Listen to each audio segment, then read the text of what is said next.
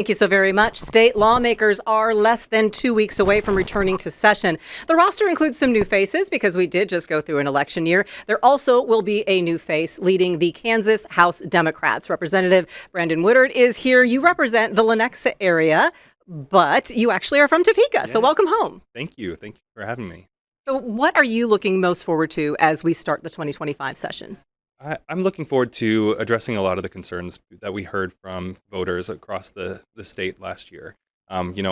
Leading the Democratic caucus, I'm excited to, of course, stand up for our issues, but everyone heard about cost of living and housing affordability, and I think that we have a really good potential for addressing that in the upcoming legislative session. How long have you been in the House?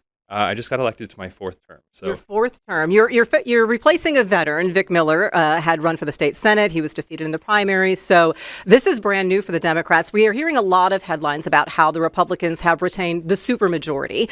How do you plan to, not necessarily, I don't want to say counteract because that kind of sounds negative. How do you plan to turn this into a positive and reach across the aisle?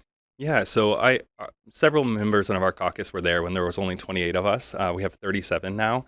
And for the 6 years that I've been there, we've been in the super minority, but that hasn't stopped us from working across the aisle to get solutions done for Kansans. So, we will stand up and oppose bad policy when we need to, but otherwise we'll work with the Republican caucus to get good policy done and across the finish line and have the governor sign it into law.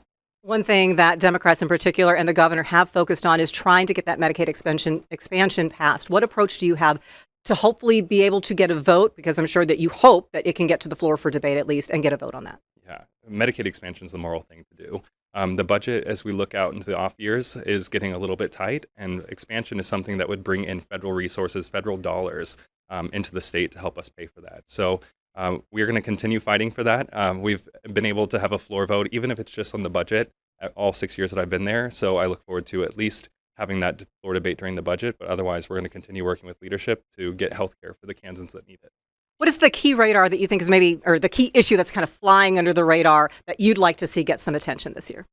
Oh, that's putting me on the spot there. I mentioned the cost of living. I think housing affordability is something that we're going to be able to tackle. It's long overdue, and as we continue to grow across the state, it's a really important issue that we have to tackle. A lot of the cities have been lobbying cities and counties to reform how valuations are done. They say, you know what, if folks are complaining about that, that is something that needs to be addressed at the state level. Can you see that happening? What would you like to see done?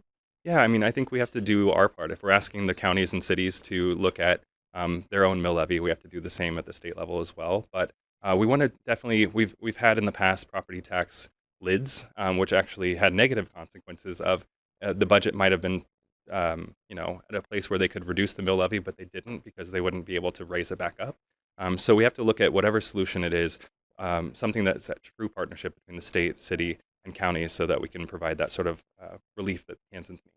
Well, all the best to you as the lawmakers return to session and you take over as House Democratic Leader. Topeka West alum and House Democratic Leader incoming, Brandon Woodard, thank you so much for being here. We're going to have details